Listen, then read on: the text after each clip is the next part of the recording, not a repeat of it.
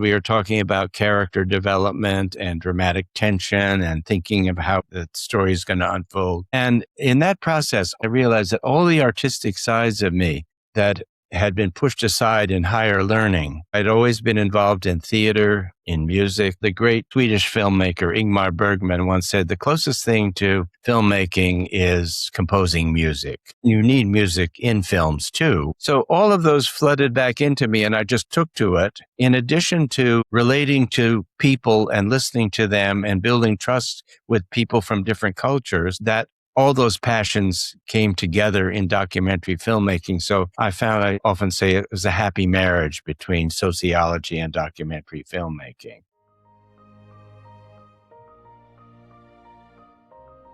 Hi, friends. It's Donna Bell, your host of To Hum is Human, the podcast where we explore how tuning into our intuition helps us express our most passionate purpose. I appreciate you taking the time to listen today. In this episode, Beyond Our Divides, documentary film, Bridging Cultures, we explore what it really means to see one another across belief systems, across cultures, and across the stories that shape our lives. I think you're going to love my next guest. Jim Ault is an award-winning documentary filmmaker, author, and sociologist educated at Harvard and Brandeis. His work lives at the intersection of storytelling and deep cultural understanding. His first film, Born Again, offered an intimate portrait of a fundamentalist Baptist church in the U.S., reaching audiences around the world and earning national recognition. His accompanying book, Spirit and Flesh, was named one of the best nonfiction books of the year and continues to be a powerful lens into American religious life. Jim has spent decades bringing viewers into worlds we might not otherwise encounter, from African Christianity in Ghana and Zimbabwe to Latino ministries to everyday life inside barbershops and communities across the U.S. What's so striking about his work is the trust he builds, his ability to listen deeply and reflect people's lives with care, nuance, and dignity. At a time when division can feel loud and constant, Jim's work invites us into something quieter, a kind of seeing that asks us to pause, to listen, and to recognize the humanity that exists beneath difference. Welcome, Jim. Oh, good to be with you. Good to be with you, Don. Thanks for joining me. Jim, your work is rooted in entering worlds that many people don't fully understand or sometimes even fear. But before the camera, before the scholarship, what first sparked your deep curiosity about people and culture? Well, it was my growing up in our family setting. My father was, after I was born at the end of World War II, he went to then college and then theological school in New York. And my earliest memories were from then. And then we started moving to different churches that he served, Methodist churches, and they tend to move their clergy around to different churches.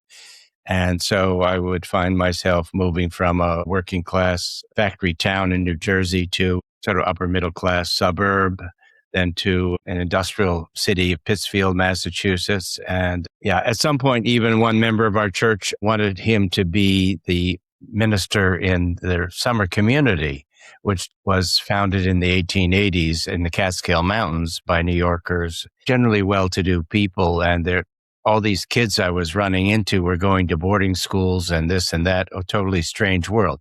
So I kept moving from different worlds, and I think that's what attuned me to cultural differences. And I always had to adapt to be accepted in each new world, and picked up things about culture, I think, that way. There's something about being flexible in ways when you are constantly moving and resetting to a certain degree. Your film, Born Again, brought viewers into a fundamentalist Baptist community at a time of deep cultural and political tension. What did you learn, not just about them, but about us, about how we see each other across divides? Well, I had some thoughts about how, in teaching urban sociology at Smith College, I taught a book that seemed to open the window up or give an answer to a question that all us 60s radicals, which I was, were troubled by. And that question was, why are we white and middle class? Mm. Even especially our 60s feminism arose among white professional people. And I was very much involved in that in the Boston area when I was studying graduate school and so forth. But it didn't appeal to working class women or women of color. Why was that so? And so I feel I was getting into the social bases for those differences in American life and more broadly. And it really had to do with whether people stayed and lived within their extended family network in the same town, community, or moved, were geographically mobile and lived in more nuclear family settings where a husband and wife had to become more partners. The housewife mother didn't have her mother down the street or in the apartment above them or sister to help out with the kids or anything like that. So they had to share those responsibilities more. So that's the sociological vantage point I wrote my dissertation on that subject titled Class Differences in Family Structure and the Social Bases of Modern Feminism. Then I got a postdoc research grant from a new women's studies center because they knew that I was respected in feminist circles at the time. I would earn their disrespect for trying to understand why some women weren't feminists, at 60s feminists at the time, or at least the disrespect for some in powers that be, which meant my dissertation was not going to get published. Actually, that was changed my academic career. But I had this postdoc research grant to do field work among social conservative groups, fueling the growth of the new right and the moral majority at the time. And as I went and did field work among them, hanging out with parents campaigning against sex education or right to lifers or homeschoolers and so forth, I was seeing the sociological realities that I thought are at the bottom of our division. And then I came across this Jerry Falwell inspired fundamentalist Baptist church founded by an Italian immigrant, the son of Italian immigrants, I should say, and his wife, who was, she and her family had moved from the Midwest to Worcester area and brought him into the evangelical Christian faith. And then he went to Falwell School, one of the first graduates. And at one time, he mentioned to me that by the time he finished high school, he had never read a book through once because he was always he didn't think education was interesting. He was spending time with his father repairing trucks for the family construction business or doing work and then going out hunting or fishing with his cousins on the weekends. It was funny as soon as I walked in the doors of that church, I thought, oh, gee, here you can see the social world in which all those moral majority new right values are in place, make sense. And I thought this would make a great film. But I was always interested in filmmaking, but I'd never done any. But it turns out that two of my buddies in graduate school, one of them at Brandeis in sociology, was a friend of one of the pioneers of cinema verite filmmaking in the U.S., John Marshall. Mm. Now, Britain was ahead of the U.S. in that form of documentary filmmaking because cinema verite, where you don't have any narration, but you just capture real life and then have interviews with people or conversations with them to tell their story, takes a lot of footage. Mm-hmm. You've got a lot. And in the 16 millimeter film era, 11 minutes of a reel of film costs over $1,000 back then, for probably 2,000 now. Oh my goodness. 1980, 86, But John Marshall was one of the pioneers, and he worked in Africa too. And he took to the project. He once told me that and gave it support because his grandmother was a Bible quoting a Calvinist from Nova Scotia. So he sort of was interested in that kind of faith, although he didn't share it. And then her son, his father, had founded the Raytheon Corporation and had made a good deal of money, but was alienated by corporate life. So at one point, his father decided we're going to drop out of the corporate world and go somewhere on the planet that isn't even on the map. And so he took the family to the Kalahari Desert in now Botswana, And in 1958, this was. And John bought an on-the-shoulder 16 millimeter camera, and he began learning film. And he Wow. became a pioneer. And so he got into the project and introduced me to the genre of filmmaking. And I didn't end up making that film with him, Born Again, but we got funding through him, and he introduced me to the best camera people and sound people who knew that genre of filmmaking, which is quite distinct from other kinds of like historical narrative films like the Civil War series and Ken Burns. Imagine too, there must have been something though when you did end up picking up a camera. Something must have shifted in you regarding how to, first of all, be an observer as well as a participant. Can you speak about what that felt like? I ended up recruiting for that project once we got funding for it, a filmmaker who had made a wonderful documentary set in an Indian family in India. Dottie's Family, it's called, Michael Camerini. It was great to work with him during this process. And then I was really learning how to get that kind of material. And it's very subliminal. You can't teach it in a book or anything like that. You have to show or be around someone who knows how to operate a camera and sound, a boom mic, without disturbing what's going on. And to begin with, I think you mentioned the question of trust early on in relations. People have to know if they're going to really tell their story to you and open up and just be relaxed as you film in their intimate daily life. They have to feel you understand them. I remember when we got funding and hear this fundamentalist pastor who's one of the heads of Moral Majority in Massachusetts at the time, and his wife, who was the real political power in the church at the time. We had lunch after I got the grant, and I told them, well, we can go forward with the project now. And will they accept a sociologist turned documentary filmmaker educated at the temples of secular humanism, they would say, back then at Harvard and Brandeis? Would you trust him to tell your story for public broadcasting? And there were some real questions there, of course. And at one point we were having lunch, and the pastor's wife said to me, I never know where you stand on things. And I didn't want to respond to her question, so I just put my head down and kept cutting my food, my steak, whatever we were eating. But fortunately, she continued. She said, but somehow I think you understand. And that made it possible to go forward with their trust and opening up their lives, their family lives, and their church life to us. And you asked what this experience did for me. Well, meanwhile, I've learned how to do that camera work. I wasn't doing it then. I saw a really gifted person, Michael Camerini, do it. You tell people, forget we're here as we're filming, and not make eye contact with people, because then they start engaging with you, and you don't want that. So you're always avoiding that. There are many little things you have to do to not disturb daily life, which is something I'm so happy I learned early on in my filmmaking career. Well, you have such a responsibility for being the person documenting whatever is happening in front of you. And like you mentioned, there has to be a certain trust with whoever you are working with. And I know you've said that film can bring us into intimate contact with these other worlds, but it also has limits.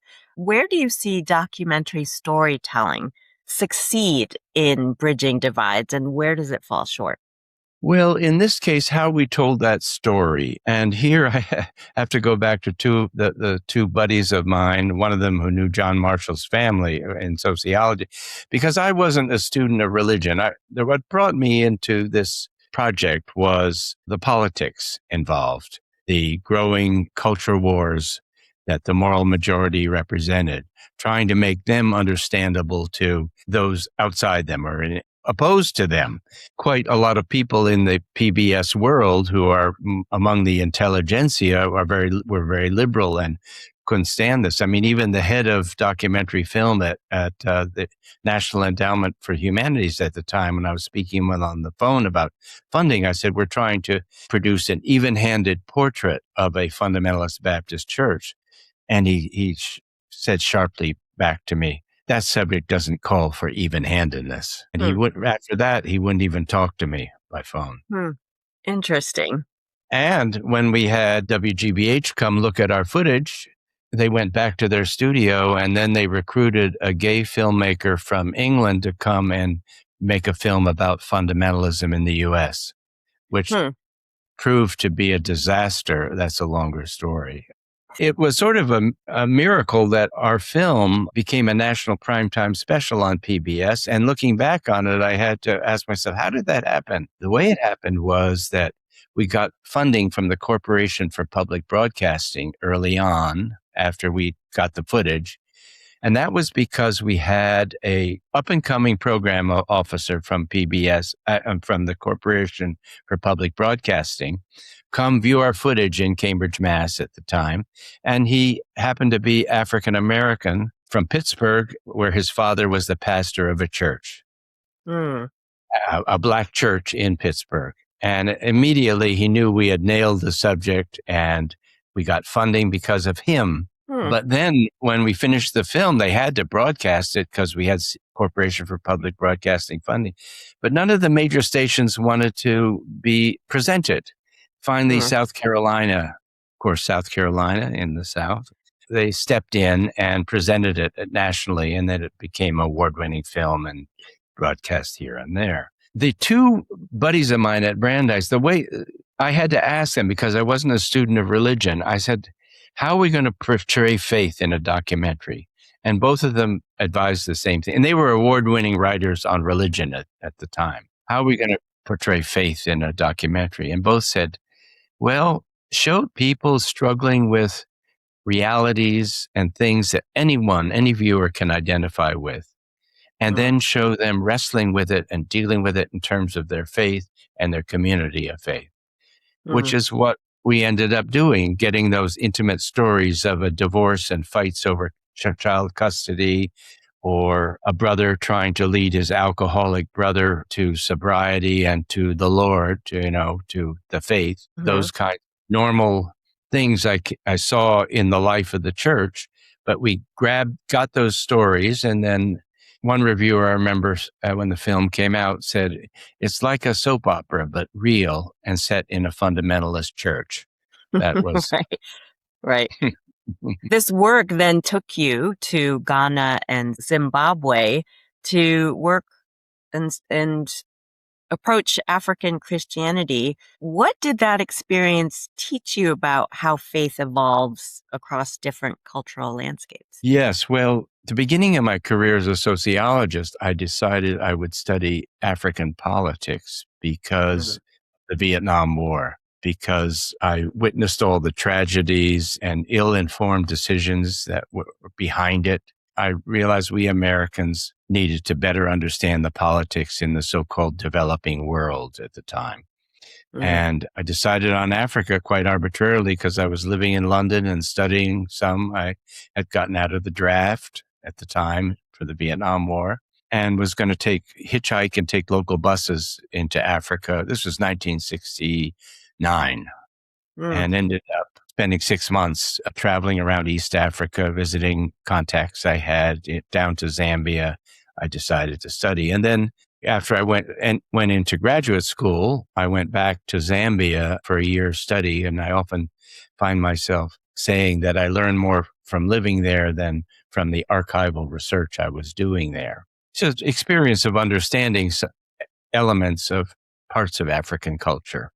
And that's led me to get a major grant to do this project. And I decided to film exploring the sources and directions of Christianity's explosive growth in Africa, because no one expected that Christianity, which was a European import, would grow after independence from colonial rule.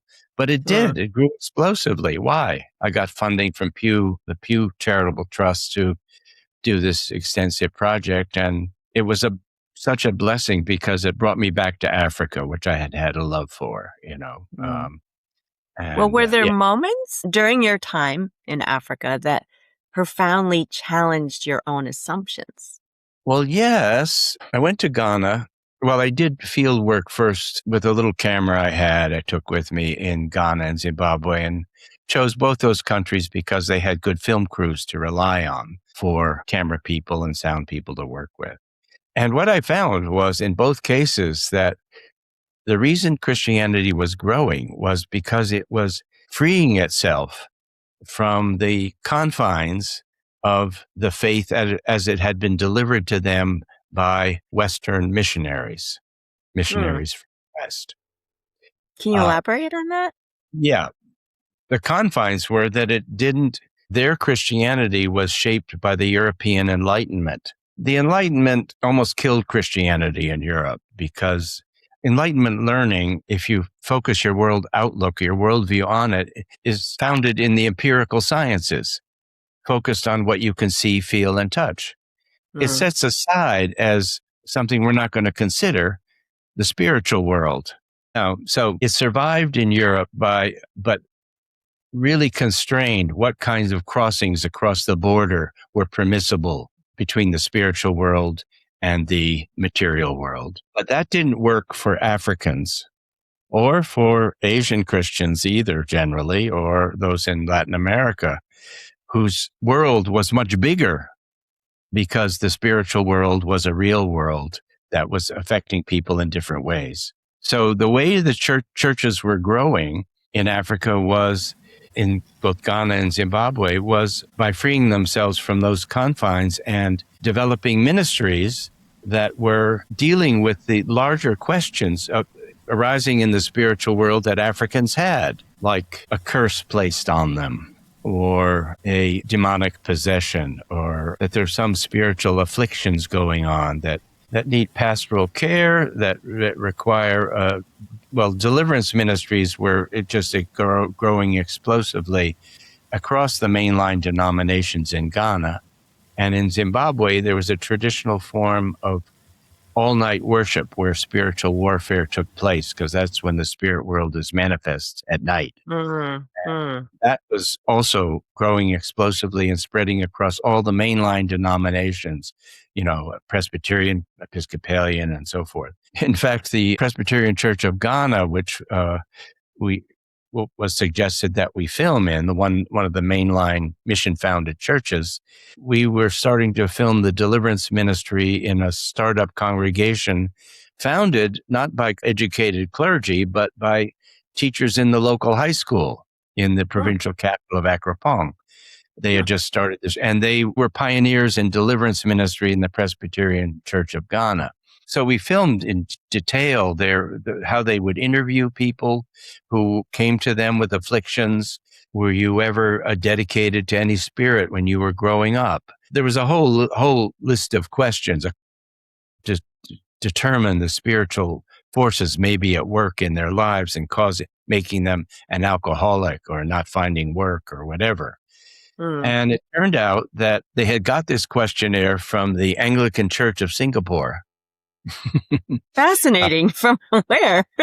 That was going on in Singapore at the same time, ahead of them. So this is something that's affected the growth of the church in the non-Western world generally, that it's opened itself up more to the realities of a spiritual world that is known by people in those cultures. And the person who really helped me understand all this is the person I'm producing my current documentary about, the late Andrew Walls, considered the founder of the study of world Christianity. And he was the founding editor of the Journal of Religion in Africa because he had gone to Africa and began to learn about the church and about faith and spirituality and culture there.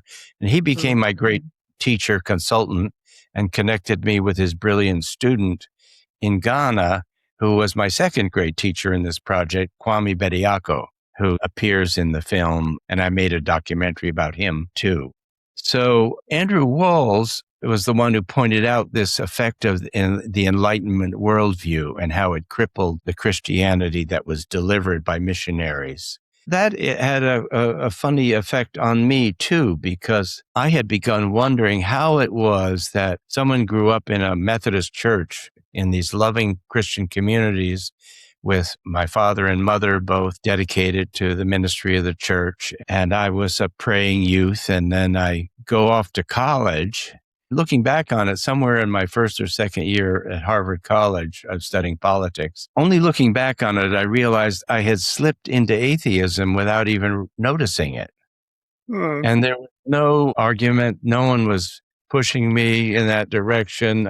I was not wrestling with it myself. I just slipped into it unnoticeably. And looking back on it, I said, this is something that requires understanding how this could happen. Yes. And so how did that investigation become more of a passion for really studying how people express or find faith and their spirituality? I'm not sure that how to answer that question. What I wanted to say was that the reason I slipped into atheism without even noticing it was that I was here off on college on my own. My parents and family were down in New York City, and I was building my worldview based on the elements of higher learning, which were the empirical sciences.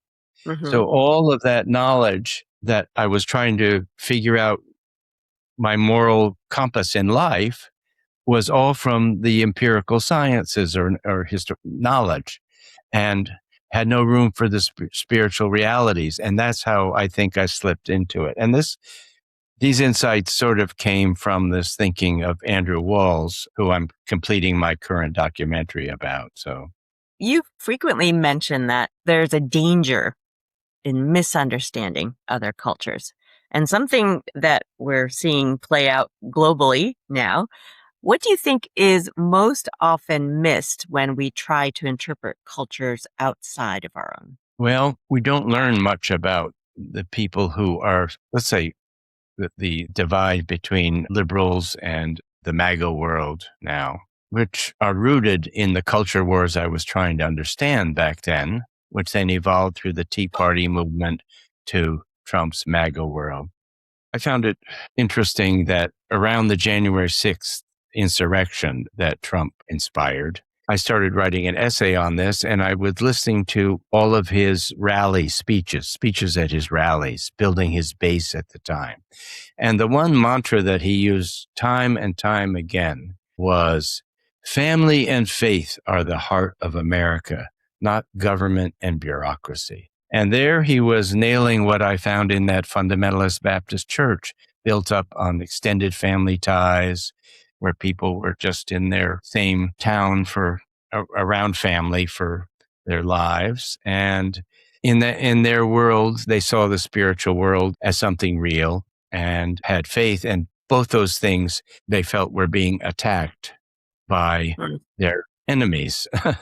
So Trump builds his base by that appeal again and again, and attitudes toward gay rights and so forth. Those things are bellwethers and sparks. Or we're going to have a Department of War, not Department of Defense, and men are going to be men.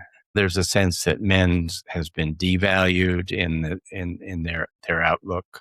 Yeah, I'm not sure I'm answering your question now. The topic of this particular thing is really your draw and pull to become this documentary filmmaker and presenting ways that are generally neutral, right? Because when you're doing documentary, you try to be a neutral observer and bringing forth these very perhaps charged environments that people may not understand, may not have a lot of exposure to, but also bring forward the humanity in which we seek meaning and how we find that meaning through faith, through religion, through organized ways of thinking. I'm curious about this new film that you're working on. If you're trying to, say, pitch this documentary about walls to the current population, how would you present it in a way when considering now the percentage of people sort of turning away from religion is kind of interesting, looking more towards spirituality-based practices that don't involve any organized religion? I think that what's appealing to everyone would be the way he rethought how Christianity spreads into new cultures, and how that takes place. And the pattern of that got established in the first and second century church, but then you see it happening in parts of the world that we wouldn't even think of, the Syriac-speaking world. I mean, Christianity spread through there to India, I don't know, the third century? I can't remember. The Thomas Christians have been there since then. But the way he rethought it, I think, is of general interest for how faith can be relevant in a culture, any faith, I think. But he was looking at Christian history in particular. Yeah. How would you like to leave your legacy as a filmmaker? What is it that you wish people would like to take away with when they see one of your films or read one of your books? Yes, I wanted to say something else, if I might, first, because you asked Go ahead. what my passion for documentary filmmaking was. And one of the things that came up was when I was making my first film and sitting in the editing room with my co-producer, Michael Camerini, and our editor who edited one of John Marshall's great films, Nye's Story of a Clone Woman. And we were talking about character development and dramatic tension and thinking of how the story is going to unfold. And in that process, I realized that all the artistic sides of me that had been pushed aside in higher learning had always been involved in theater, in music. Yes, I was a class artist, and when I was in third grade, all those things had been pushed us. And music, the great Swedish filmmaker Ingmar Bergman once said, the closest thing to filmmaking is composing music. You need music in films too, but so all of those flooded back into me, and I just took to it. In addition to relating to people and listening to them and building trust with people from different cultures, all those passions came together in documentary filmmaking. So I found, I often say it was a happy marriage between sociology and documentary filmmaking. But I think all along, I think the one thing that really has guided and motivated me was trying to bridge challenging differences in culture and worldviews.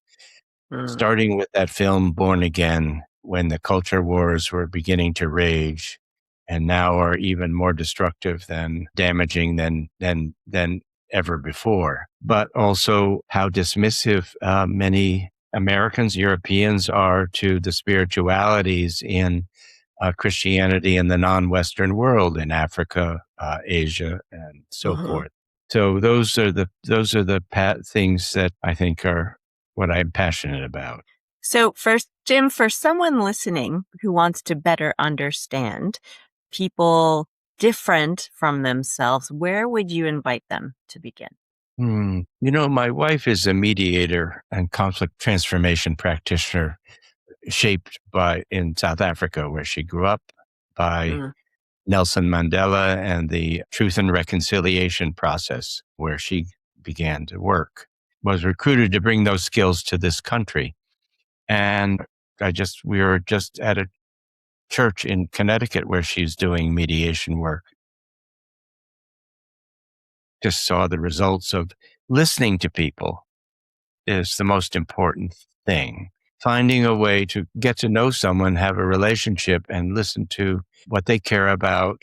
Try to understand it better by trying to paraphrase what they have said to you, and then they'll explain it further, rather than jumping on them because you disagree with that point or another.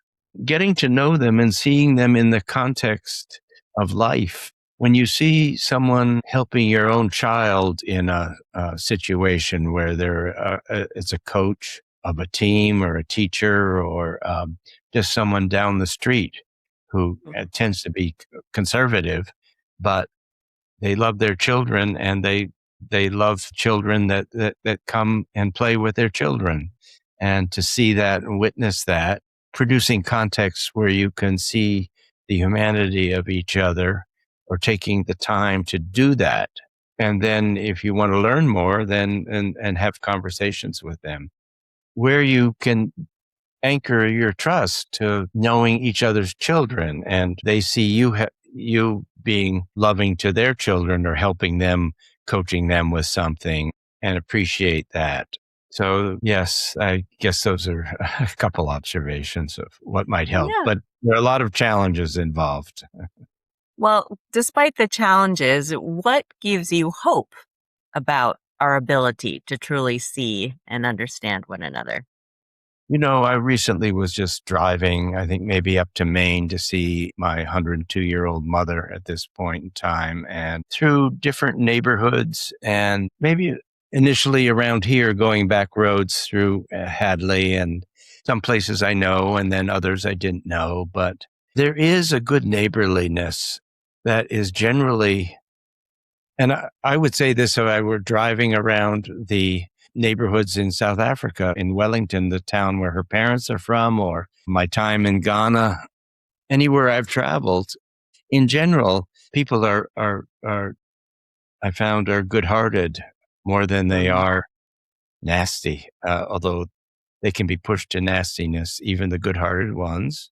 Some are, but not the majority of people in communities around the world and in this country, right around us across generations. So that gives me some hope, but understanding across America's partisan divides is not yet happening and is still crippling our politics and creating the context in which very terrible things can be done is just very disturbing to me. So, Oftentimes, through that disruption, I feel, is when we truly have to break down a lot of these divisions. I feel like that's the hardest part because I find that we're more similar than we are different. And when people can remember that we here as humans, we're all going through different things. We're all going through something.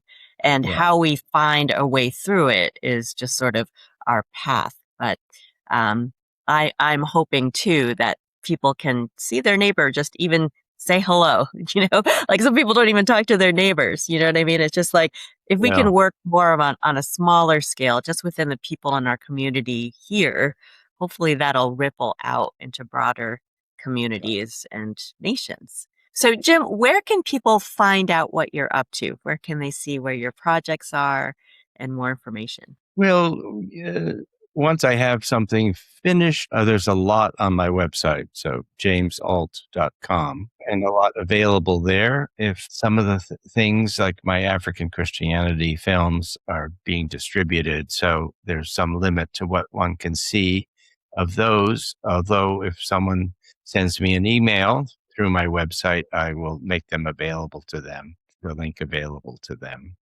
Well, But I'm so yeah. excited about your next film that you're currently working on. So hopefully you'll keep us updated on the website. Jim Ault, your work just shows us that even though there are deep divides within various cultures and communities, there's always a shared humanity waiting to be seen. And maybe that's where the connection begins, not in changing one another, but in truly seeing and listening to one another. Yes. I Yes, I appreciate agree. you I appreciate you being on the show today, and I'm sure listeners will find some deep meaning in this conversation.